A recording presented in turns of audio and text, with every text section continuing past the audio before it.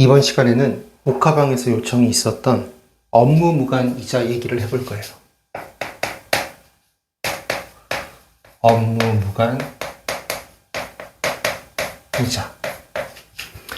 회사에 지급이자가 발생하고 있고, 지급이자가 있다는 얘기는 이자 차입금이 있다는 얘기죠. 근데 그 회사에 업무 무관 자산도 있고 특수관계인에 대한 업무 무관 가지급금도 있다 그러면 법인세법은 그 차입금을 가지고 업무와 관련이 없는 자산을 취득했다고 봐요. 그 차입금을 가지고 특수관계인에게 업무와 관련 없이 돈을 빌려줬다고 봐요. 그래서 그 차입금에서 발생한 이자를 손금불산입하는데 걔가 업무무관 이자예요. 법에 있는 용어는 아니지만 이 바닥 사람들은 그냥 다 업무무관 이자라고 불러요. 산식을 적어볼 거예요. 업무무관 이자 손금불산이백을 어떻게 계산하는가? 지급이자 곱하기 그 지급이자가 발생하게 된 원인, 차입금이죠. 차입금의 적수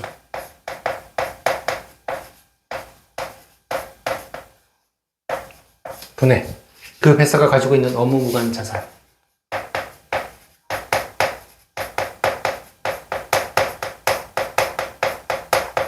그 회사가 특수관계인에게 업무와 관련 없이 빌려준 업무무관 가지급금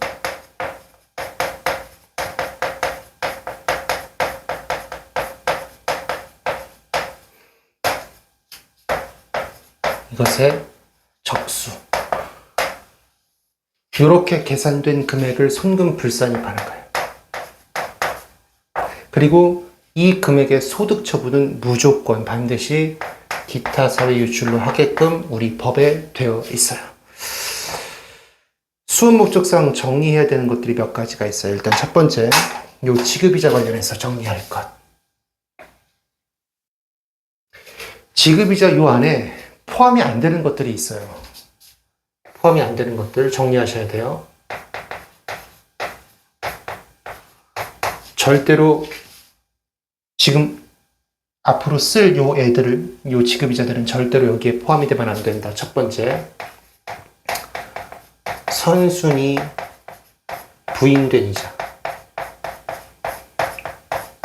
법인세법상 지급이자 손금불산입 규정은 순서대로 부인하게끔 되어 있는데 채, 비, 건, 업 순서로 부인하게끔 되어 있어요. 채권자 불분명사채이자, 비실명 채권증권의 이자, 건설자금이자, 그리고 마지막 업무무관이자.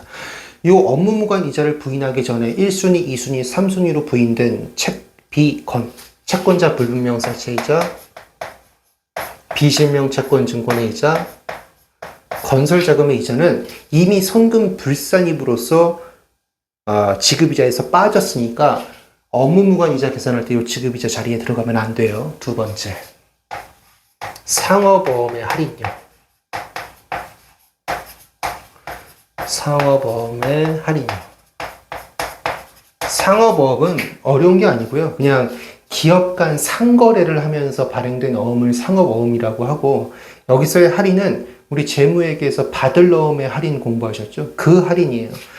상업어음, 어음을 할인할 때는 매각거래도 있고 차입거래도 있는데, 여기서의 지급이자에 포함되지 않는 상업어음의 할인료는 매각거래의 상업어음 할인료를 얘기하는 거예요. 차입거래의 상업어음 할인료는 포함돼요. 그리고 세 번째, 현재가치 할인차금 상가액. 현재가치 할인차금 상가액. 회사가 어떠한 금액을 평가함에 있어서 현재가치 평가를 하고 결산서에 반영하면 우리 법인세법은 기업회계 존중 원칙에 따라서 그 현재가치 평가를 인정해 주고요. 그러면 현재가치 평가를 하게 되면 현재가치 할인 차금이 나오죠. 그 현재가치 할인 차금을 기업회계 기준상 유효이자율법에 따라 상각하게 되고 우리 법인세법도 다 인정해 줘요. 그런데 방금 전에 말씀드렸지만 현재가치 평가는 회사의 선택사항이고요. 결산서에 반영하면 인정해 주는 것이기 때문에 모든 법인에 대해서 다 적용해 주는 게 아니라는 거예요. 그러니까 중구난방이에요. 누구는 현재가치 평가하고 안 하고, 누구는 상가액이 있고 없고. 그러니까 상가객이 있는, 현지가치 할인 차금 상가객이 있는 법인은 지급이자 송금부산이 금액이 더 많이 나올 수도 있어요. 현지가치 평가를 했을 뿐인데 불합리하죠. 그래서 과세 형평을 맞춰주고자, 현지가치 평가를 하지 않은 법인과 과세 형평을 맞춰주고자 현지가치 할인 차금 상가객은 이자 비용이긴 하지만, 지급이자 손금이긴 하지만 업무 무관 이자를 계산할 때 이 지급이자의 범위에 포함시키지 않는다. 그리고 네 번째, 연지급 수입이자.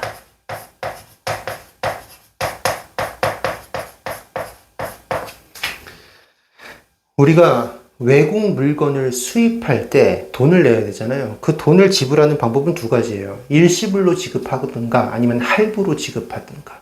수입 물품 대금을 할부로 지급하는 방법을 연지급이라고 불러요. 연지급. 얘가 할부예요, 할부.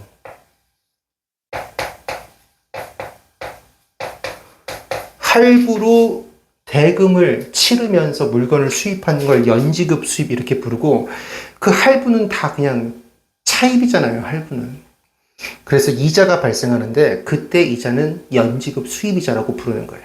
근데 이 이자를 왜 부담하냐면 수입 물건을 구입했기 때문에 부담하는 거거든요. 그래서 얘는 원칙적으로 자산의 구입과 관련된 이자라서 자산의 원가로 처리해야 하지만, 우리 법인세법에서는 얘를 비용 처리하면, 그러면 그 비용 처리를 그대로 인정해줘요. 그럼 얘도 마찬가지로 누구는 자산의 원가로 처리하고 누구는 비용 처리하게 되니까 그 회계 처리에 따라서 업무 무관 이자 송금불산임액이 달라질 수가 있어요. 그래서 얘도 마찬가지, 연지급 수입이자를 자산의 원가로 처리한 법인과의 과세 형평을 맞추기 위해서 업무 무관 이자를 계산할 때 지급이자의 범위에 포함시키지 않는다. 그리고 다섯 번째, 얘는 좀 중요하니까 빨간색으로 써야겠다. 기업 구매자금 대출이자. 기업 구매자금 대출이자. 중소기업이 어떤 물건을 사올 때 어음을 주로 발행을 하는데, 중소기업은 좀 규모가 영세한 그런 법인들이잖아요. 어음을 제때 잘 막으면, 어음의 지급기일에 돈을 잘 지급하면 문제가 없겠지만, 어음의 지급기일에 어음을 막지 못하면, 그러니까 어음 지급기일에 어음에 적혀져 있는 금액을 지불하지 못하면 그 중소기업은 부도가 나고요. 그 중소기업이 부도가 나면 그 중소기업과 관련되어 있는 다른 중소기업들이 줄줄이 줄도산이에요, 줄도산. 그래서 만든 게 기업 구매자금 대출 제도인데, 중소기업 보고 이렇게 얘기하는 거예요. 야, 너 어음 발행하지 마, 물건 살 때. 내가 은행에서 돈 빌려줄 수 있게 해줄게. 돈 빌릴 수 있게 해줄게. 어음 발행하지 말고 기업에서 대출 받아. 좀 싼 이자율로 내가 대출 받을 수 있게 해줄게. 그게 기업 구매자금 대출이에요. 기업 구매자금이 뭐냐면 어려운 말이 아니라 중소기업이 구입하는 그 물건 값을 빌려준다, 그 뜻이에요. 그런데 어쨌든 대출이긴 하니까 이자가 발생하잖아요. 그 이자는 여기에 포함시키지 않는다. 기업 구매자금 대출이자는 기업의 영업활동과 관련된 이자예요. 업무와 무관하지 않아요. 그래서 여기에 포함시키지 않는 거예요. 자, 그런데 얘는 제가 왜 빨간색으로 썼냐면, 우리 수입배당금 입금불산의 규정이 있거든요. 내국법인으로부터 배당을 받아왔을 때 우리가 수입배당금 입금불산의 규정을 적용해서 일정 금액을 입금불산입하죠. 이중과세 조정을 위해서. 그 수입배당금 입금불산입 산식을 떠올려 보시면 거기서 또 지급이자가 등장하는데, 그 지급이자는 얘가 포함이 돼요. 얘 주의하셔야 돼요. 기업 구매자금 대출이자, 업무무관 이자를 계산할 때는 이 지급이자에 포함시키지 않는다. 수입배당금 입금불산입 규정을 적용할 때에는 지급이자에 포함시킨다. 그 다음 두 번째, 업무무관 자산 관련돼서 우리가 정리할 게 있어요. 우리가 이 업무무관 자산을 취득을 하는데 특수관계인으로부터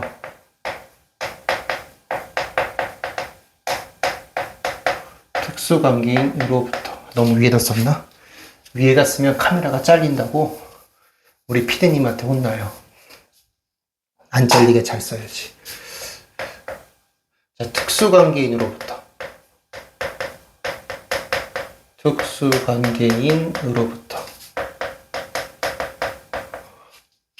고가 매입한 자산이 있을 수 있어요. 자, 그러면 고가 매입이다 그러면 시가보다 더 비싸게 주고 샀다는 얘기잖아요.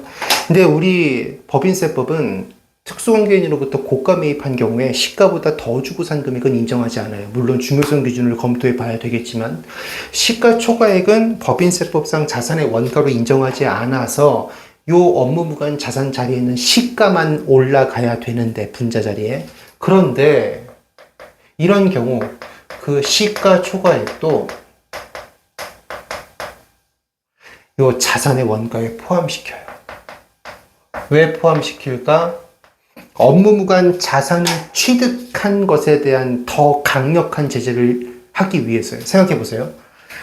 업무무관 자산, 요 당연히 분자에 올라가는 이 금액, 모든 금액이 다 그렇지만 다 세법상의 금액을 얘기하는 건데, 특수관계인으로부터 고가 매입한 경우에 이 업무무관 세법상 자산은 시가예요. 시가만 올라가야 되는데 세법상 금액인 시가뿐만 아니라 시가 초과액도 포함하게 되면 이 분자값이 커져요. 분자값이 커지면 요 결과값이 커져요. 결과값이 뭐예요? 손금 불산이 금액이에요. 아, 그래서 시가 초과액을 포함시켜서 손금 불산이 금액을 커지게 해서 더 강한 제재를 하는 것이구나. 이렇게 기억하시면 되고요. 마지막, 업무무관 가지급금. 얘는 이거 정리할 거예요. 자, 동일인에 대해서. 빌려준 돈도 있고, 동시에 빌린 돈도 있다면 어떻게 할 것인가? 가지급금과 가수금, 동일한 사람에 대해서 빌려준 돈도 있고 빌린 돈도 있다. 이 둘 상계할 거냐 말 거냐. 얘는 상계가 원칙이에요. 납세의무자에게 유리한 쪽으로 생각하시면 되는데요. 가지급금과 가수금을 상계해버리면 가지급금이 감소해요. 그러면 분자값이 감소해요. 손금 불산이 금액이 줄어들어요. 납세의무자에게 유리해지죠. 납세의무자에게 유리한 쪽으로 생각하시면 돼요. 자, 그런데 별도의 상환 약정이 있다. 뭐 이자율이라든지 가수금의 이자율, 가지급금의 이자율 따로따로 있고 상환 기간도 다르고 등등등 별도의 상환 약정이 있어서 딱딱 구분되는 경우에는 그때는 상계할 수 없어요. 그래서 우리 문제에서 언급해 줄 거예요. 별도 상환 약정이 있다 없다. 없다 그러면 상계하시고 있다 그러면 상계 못 하시는 거예요. 요게 업무무관 이자예요. 수업 목적상 지금 제가 말씀드린 것들 잘 정리하시고요. 이번 시간은 이걸로 마무리하겠습니다.